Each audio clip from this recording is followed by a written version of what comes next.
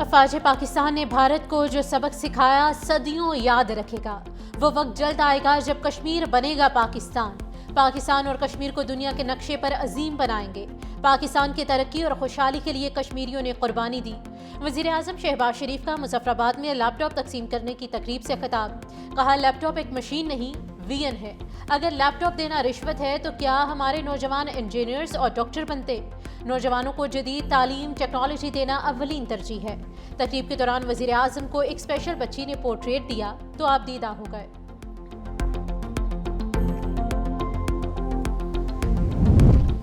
National dialogue committee نے وزیر اعظم شہباز شریف کی مذاکرات کی دعوت کو خوش آئند قرار دے دیا۔ کمیٹی نے حکومت سے کوٹ لکھپت جیل میں زیر حراست پی ٹی آئی کی سینئر قیادت کی پیرول پر رہائی کا مطالبہ کیا۔ رہنماؤں میں شاہ محمود قریشی، یاسمین راشد، محمود الرشید، اعجاز چودھری اور عمر سرفراز چیمہ شامل۔ کمیٹی کا کہنا ہے کہ رہائی سے رہنما مذاکراتی عمل میں مؤثر کردار ادا کر سکیں گے۔ محمود مولوی، عمران اسماعیل اور فواد چودھری کا رد عمل بھی سامنے آ گیا۔ مذاکرات کی کامیابی کا دار و مدار اعتماد سازی کے بامعنی اقدامات پر ہے اور اعتماد سازی کے بغیر مذاکرات پائیدار نہیں ہو سکتے۔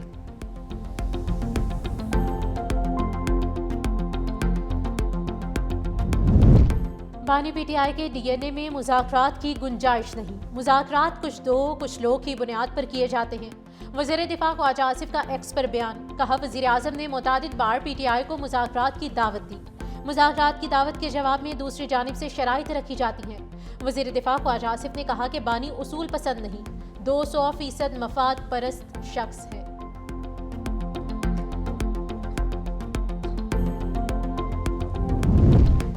سیاست اور جمہوریت مذاکرات سے آگے بڑھتی ہے، ڈیڈ لاک سے نہیں۔ سیاسی جماعتوں کو مل بیٹھ کر مسائل پر بات کرنی چاہیے۔ وزیر اعظم کے مشیر رانا ثناء اللہ کی گفتگو۔ کہا وزیر اعظم پہلے بھی 4 بار پی ٹی آئی کو مذاکرات کی دعوت دے چکے ہیں، مگر بانی پی ٹی آئی نے مثبت جواب نہیں دیا۔ وہ مذاکرات نہیں، افراتفری چاہتے ہیں۔ بانی پی ٹی آئی سیاست نہیں کر رہے، مذاکرات کرنا ان کی پالیسی میں ہی شامل نہیں۔ بانی پی ٹی آئی کے سوا ان کی جماعت میں اور کسی کے پاس اختیارات نہیں ہیں۔ اس طرح سے حکومت کے ساتھ مذاکرات نہیں ہو سکتے۔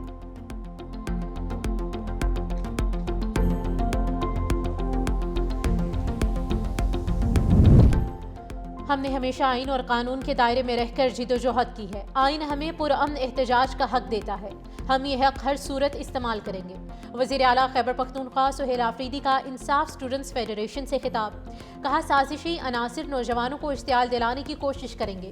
نوجوان ملک دشمن بیانیوں اور منفی پروپیگنڈے سے ہوشیار رہیں۔ غلط سیاسی کلچر اور انتشار کی سیاست انہی کرپٹ عناصر نے متعارف کروائی۔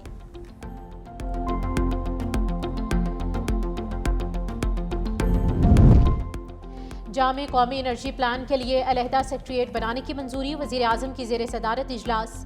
ویلنگ چارجز کی نیلامی کے لیے فریم ورک گائیڈ لائنز کی بھی منظوری۔ صنعتوں کو بجلی مسابقتی ٹیرف پر فراہم کرنے کی ہدایت کی گئی ہے۔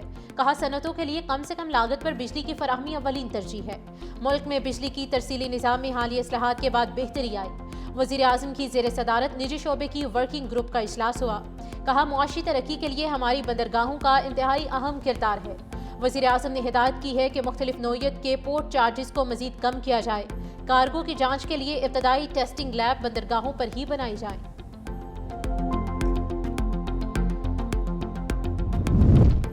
توقع ہے کہ نئے مالکان اپریل سے پی آئی اے کو چلائیں گے۔ پی آئی اے نجکاری سے سرمایہ کاری میں اضافہ ہوگا۔ نجکاری سے پی آئی اے کی عظمت آہستہ آہستہ بحال ہوگی۔ مشیر نجکاری محمد علی کی میڈیا سے گفتگو۔ کہا قومی ایئر لائن کی پراپرٹی نجکاری میں شامل نہیں۔ فیلڈ مارشل سمیت سب کی رہنمائی سے بولی کا مرحلہ مکمل ہوا۔ حکومت کا کام کاروبار کرنا نہیں۔ اب تک پی آئی اے کے 100 جہاز ہونے چاہیے تھے۔ قومی ایئر لائن کے آپریشنل 18 میں سے 12 طیارے لیز پر ہیں۔ قومی ایئر لائن سالانہ 40 لاکھ مسافروں کو سہولیات فراہم کرتی ہے۔ اداروں کی نجکاری کا عمل 20 سال پہلے شروع ہوا۔ وزیر اطلاعات و نشریات عطا اللہ طاہر نے کہا کہ اب سرکاری خزانے پر نقصانات کا بوجھ نہیں پڑے گا۔ شفاف طریقے سے بولی کا عمل مکمل کیا گیا۔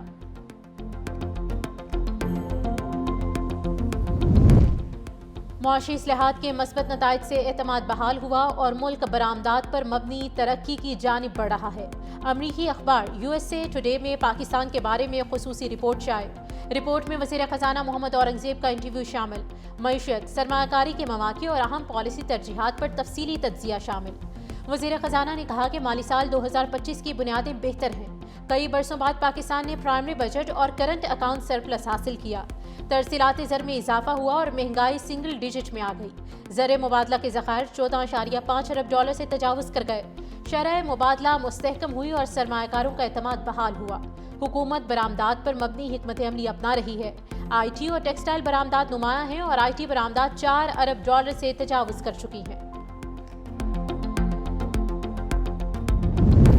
پنجاب حکومت کا ایشیائی ترقیاتی بینک سے 60 ارب روپے قرض لینے کا فیصلہ۔ کمیٹی اے ڈی بی سے قرض کی شرائط اور فائنینسنگ پر مذاکرات کرے گی۔ قرض کے حصول کے لیے اعلیٰ سطح مذاکراتی کمیٹی قائم کر دی گئی۔ قرض سیلاب سے متاثرہ علاقوں کی بحالی کے لیے لیا جائے گا۔ قرض سیلاب سے متاثرہ اضلاع میں سیلابی خطرات کم کرنے، انفراسٹرکچر کی بحالی پر استعمال ہوگا۔ قرض سے زرعی زمینوں کے تحفظ پر بھی کام کیا جائے گا۔ وزیر خارجہ اسحاق ڈار کی زیر صدارت وزارت خارجہ میں مشاورتی اجلاس۔ اسحاق ڈار کا پاکستان کے اسٹریٹجک اور معاشی مفادات کے فروغ پر زور۔ دفتر خارجہ میں حالیہ سفارتی سرگرمیوں اور خارجہ پالیسی اقدامات پر بریفنگ۔ وزیر خارجہ کی بیرون ملک پاکستانیوں کے لیے قونصلر خدمات بہتر بنانے کی ہدایت۔ وزارت خارجہ کو بین الاقوامی بہترین طریقہ کار اپنانے پر زور دیا گیا۔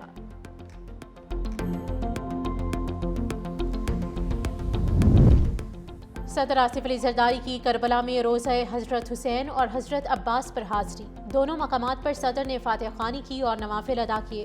صدر نے حضرت امام حسین کی قربانی کو حق، عدل اور استقامت کی علامت قرار دیا۔ صدر کی امت مسلمہ کے امن، اتحاد اور سلامتی کے لیے دعا۔ گورنر کربلا ڈاکٹر نصیف جاسم الخطابی بھی صدر مملکت کے ہمراہ تھے۔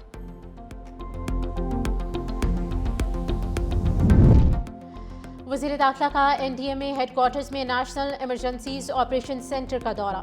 محسن نقوی کو پیشگی آگاہی اور انتباہ کے لیے فعال جدید نظام کے بارے میں آگاہ کیا گیا۔ وزیر داخلہ نے این ڈی ایم اے کی آفات سے نمٹنے کی حکمت عملی اور اداروں کے مابین رابطہ کاری کو سراہا۔ وزیر داخلہ کا این ڈی ایم اے میں قائم سینٹر آف ایکسیلنس کا بھی دورہ۔ پاکستان میں آفات سے نمٹنے کے نظام کو مزید فعال اور متحرک کرنے کے عزم کا اعادہ کیا۔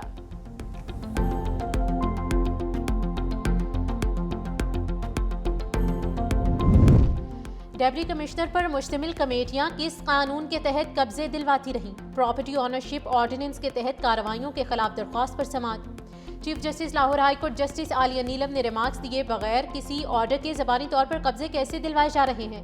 کیا اگر عدالت بغیر آرڈر کے آپ کو کچھ کہے تو کیا آپ مان لیں گے؟ سرکاری وکیل بتائیے کہ کیا زبانی احکامات ٹرائیبیونل نے جاری کیے؟ تقریباً 2.5 ماہ بعد آپ نے ٹرائیبیونلز کا نوٹیفیکیشن کیا، ابھی تک آپ کے ٹرائیبیونل سے کام شروع نہیں کیا۔ کیا یہ اختیارات سے تجاوز نہیں ہے؟ کیا قانون کا غلط استعمال نہیں ہو رہا؟ پیرا کیسے قبضے دلوا رہا ہے؟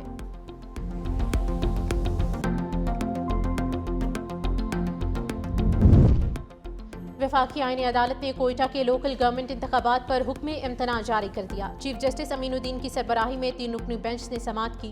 جسٹس عامر فاروق اور جسٹس علی باقر نجفی شامل۔ وکیل درخواست گزار کامران مرتضیٰ نے کہا کہ کوئٹہ میں حلقہ بندیاں 2017 والی مردم شماری کی تحت ہوئی۔ اب 2023 کی مردم شماری نوٹیفائی ہو چکی ہے۔ انتخابات نئی حلقہ بندیوں کے تحت ہونے چاہیے۔ عدالت نے حکم امتناع جاری کرتے ہوئے فریقین کو نوٹس جاری کر دیا۔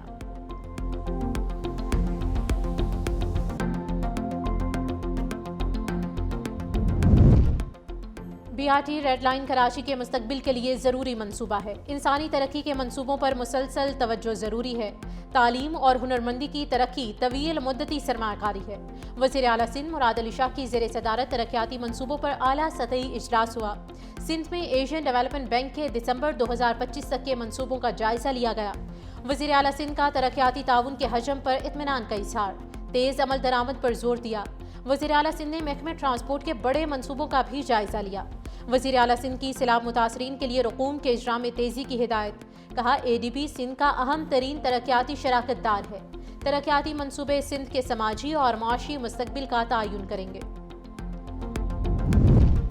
ہر کمیونٹی میں تحفظ کے احساس کے بغیر پنجاب کی ترقی کا سفر نامکمل رہے گا۔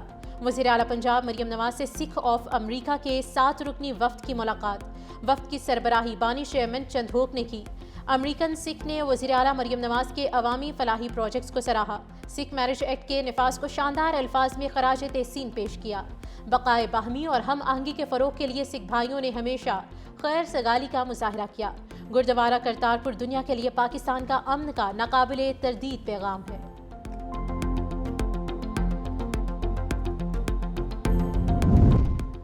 پنجاب اسمبلی نے Punjab regulation of kite flying bill 2025 منظور کر لیا۔ دھاتی تار، نائلون ڈور اور کیمیکل شیشہ لگی مانجھے سے بنی ڈور پر پابندی، بغیر اجازت پتنگ اڑانے، بنانے، ذخیرہ کرنے اور فروخت کرنے پر سخت سزائیں دی جائیں گی۔ حکومتی قوانین کے خلاف پتنگ بازی پر 3 سے 5 سال قید یا 20 لاکھ روپے جرمانہ یا دونوں سزائیں ہو سکتی ہیں۔ پتنگ اور ممنوعہ ڈور کی تیاری، فروخت پر 5 سے 7 سال قید یا 50 لاکھ روپے جرمانہ عائد ہوگا۔ بچوں کی جانب سے خلاف ورزی پر جووینائل سسٹم ایکٹ 2018 کے تحت کارروائی ہوگی۔ موٹر سائیکل سواروں کے لیے حفاظتی اقدامات لازمی قرار۔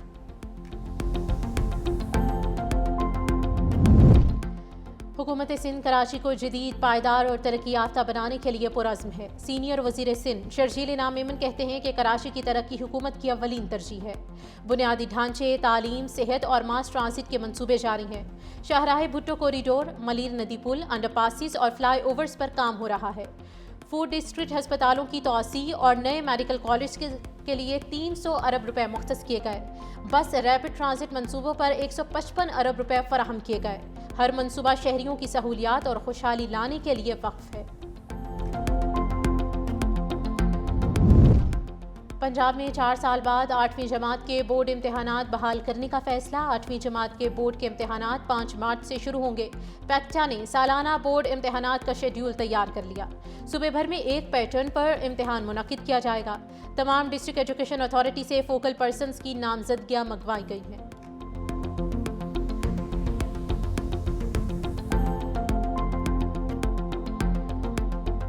لیبیا کے آرمی چیف محمد علی الحداد کا طیارہ حادثے میں 7 ساتھیوں سمیت جاں بحق۔ انقرہ سے طرابلس جاتے ہوئے طیارہ حادثے کا شکار ہوا۔ پائلٹ نے ہنگامی لینڈنگ کی اجازت مانگی۔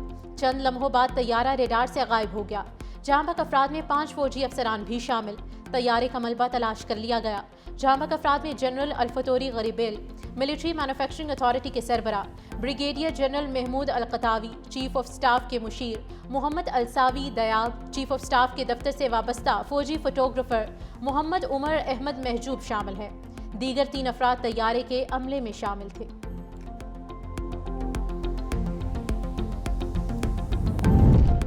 ہندوتوا نظریے کے زیر اثر بھارت اقلیتوں کے لیے غیر محفوظ ریاست بن گیا۔ کرسمس منانے پر انتہا پسندوں کی مسیحی برادری کو دھمکیاں۔ دہلی میں بجرنگ دل کے شرپسندوں نے کرسمس کے تہوار کے دوران مسیحی خواتین اور بچوں کو ہراساں کیا۔ ماضی میں بھی مختلف ریاستوں میں مسیحی برادری خوف و ہراس میں مبتلا رہی۔